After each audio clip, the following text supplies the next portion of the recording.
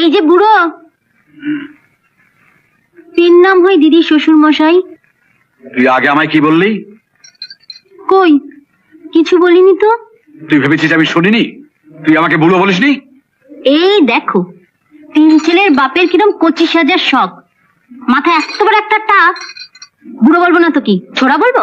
তুই এ বাড়িতে এসছিস কেন? বুড়োর মুখে হাসি ফোটাতে। কি বললি? এতক্ষণ বলেছি, এবার দেখাচ্ছি।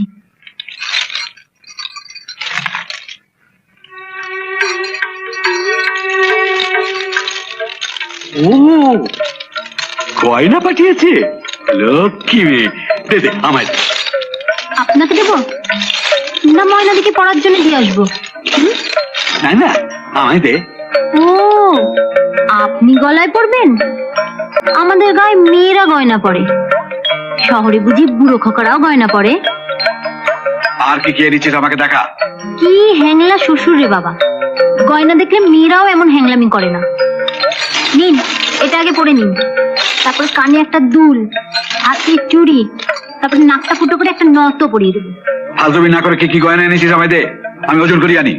ওজন যে করাবেন, কাছাকাছি কয়লার দোকান আছে তো?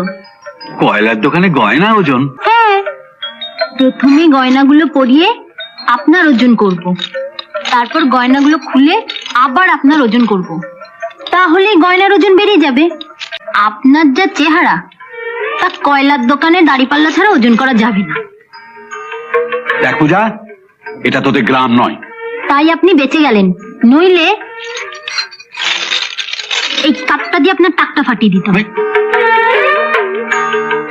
তুই কাপ এনেছিস কেন? আপনার জন্য গয়না এনেছি, আর আপনার বড় বৌমার জন্য কাপ। এই নিন আপনার গয়না।